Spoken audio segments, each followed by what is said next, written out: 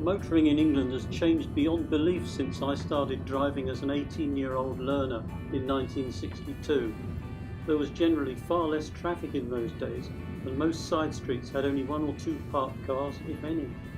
A lot of the traffic was old pre-war stuff, relics from the 1930s. You could easily park almost anywhere, and on-street parking everywhere was easy and completely free. People were generally unconcerned about observing speed limits, and most drivers thought their drinking didn't affect their ability. Many people were sure a couple of drinks actually improved their driving. We were all in blissful ignorance of global warming, pollution, depletion of oil reserves, and any other harmful effects of motoring on the world's environment. Going out in a car was still a novel experience for most of us. Cars were unreliable and breakdowns were common. Cars had nothing in the way of safety features except for safety window glass and simple brakes. Although there were far fewer vehicles around, the number of road deaths and injuries was much higher than it is today. Annual MOT tests had only just begun, starting with cars over 25 years old and gradually working up to 5-year-old cars as the weeks went by. MOT tests certainly sorted things out, and a great many cars were taken off the road after they'd been tested because they had serious faults.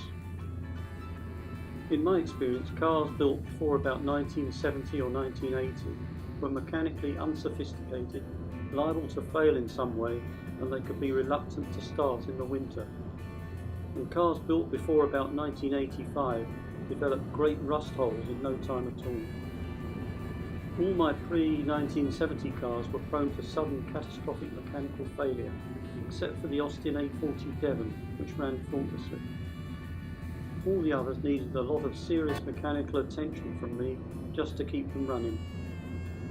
I've owned more than 20 different cars since I started driving, and most of them were pretty old and decrepit even when I bought them.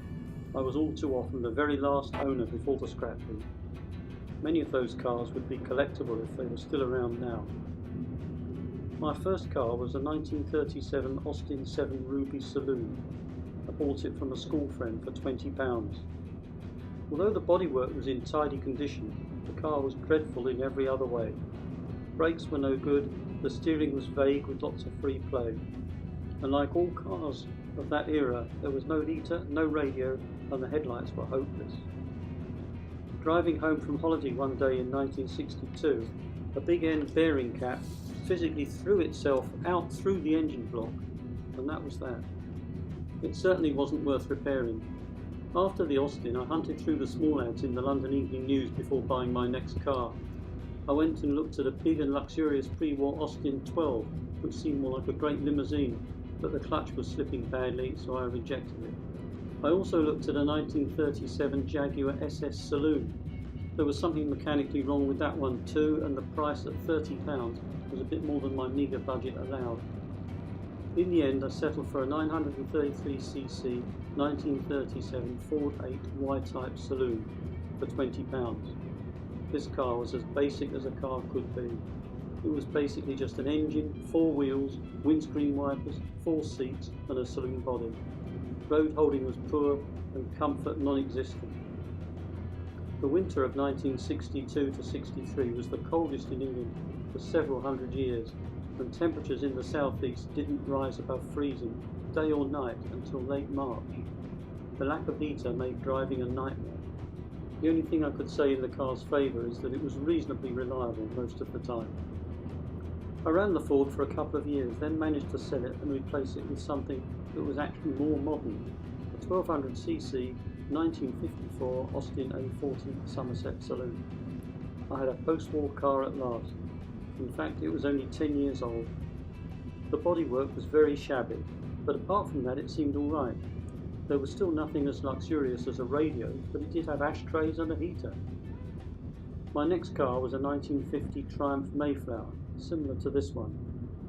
I sorted out a couple of problems with the engine and sold the car on, all in the space of just a couple of weeks, and actually made a profit of about £5 on the deal. At around this time in the early 60s, some of my friends and I used to go to the weekly car auctions in South Croydon, just for some free entertainment on Saturday afternoons. They often had interesting and exotic old cars for sale. It was just interesting to watch the people, the cars and what went on. Once or twice they had a big old Armstrong Siddeley Sapphire for sale. I remember sitting in one there and being impressed. I decided I'd like to get one. I couldn't find a Sapphire, but I managed to buy a 1949 Armstrong Siddeley Typhoon. At least it was the same make. It was in poor shape and had been hand painted at some time. Like the Sapphire, this was a big car. It had a straight six, 1990cc overhead valve engine with hydraulically operated tappets and a 4-speed pre-selector gearbox. Performance of this was poor as well, and the highest speed I ever got out of it was 60 miles an hour. I had to donate this car to a garage after crankshaft bearing failure one wet October night, far from home. One of my friends told me that his father was selling his old car. This was a 1200cc Austin A40 Devon, similar to this Dinky Toys representation. The friend's father had owned the car from new in 1949. In fact, he'd been on a waiting list before he got it. New cars were in very short supply just after the Second World War, as most new ones had to go for export to earn the country vital foreign currency. I paid just £12 for it and ran it for several years. It turned out to be one of the most reliable cars I've ever owned. Next, I did manage to track down and buy a 3.4 litre Armstrong Siddeley Sapphire for about £40. Sitting behind the steering wheel with the long bonnet stretching out in front of you, you have the impression of something heavy and solid and well built. There was no power assistance for the steering, so parking was quite an effort. As with all my previous cars, I did all my own maintenance and mechanical repairs as far as I could. The steering gear and transmission had about a dozen grease nipples, which was supposed to be greased every 1,000 miles. There was a lot of other maintenance work too, just to keep the car on the road. Tappets and brakes needed regular adjustment, and various bits had to be replaced all too often. Petrol consumption was dreadful. It was probably something like 20 miles per gallon at best. At that time, petrol cost the equivalent of 20 pence a gallon, and the tank held 16 gallons.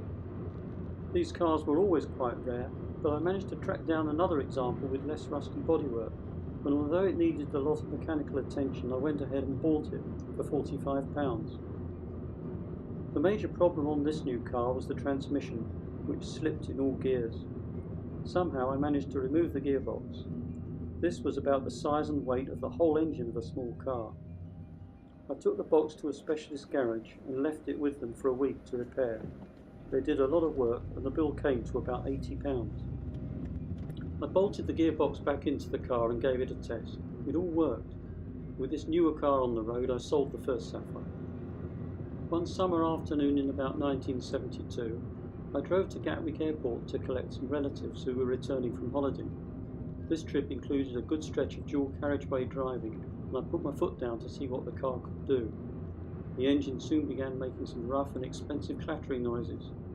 We staggered home all right, but it was obvious that there was something seriously wrong. Unable to face the trouble and expense of sorting out the sick engine, I left the Sapphire undercover in the garage on the side of the house, and I bought a 1967 Canterbury Conversions Ford Transit motor caravan to use in the meantime. The Transit was a short wheelbase Mark I with a V4 engine and a roof that could be raised when you were camping. It was never a very satisfactory vehicle for us, and after a couple of years I replaced it with a 1967 Ford Anglia Estate in blue, similar to this one. This was the estate version of the famous Harry Potter car.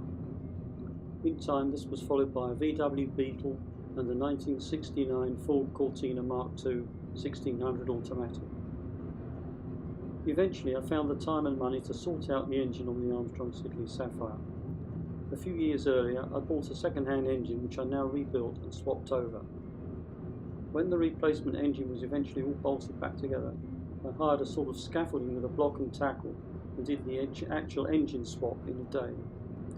I ran the car with its rebuilt engine for a while and used it to commute into Bristol each day. It's easy to feel nostalgic for the cars of years ago, but after my experiences, I'd choose a modern car every time.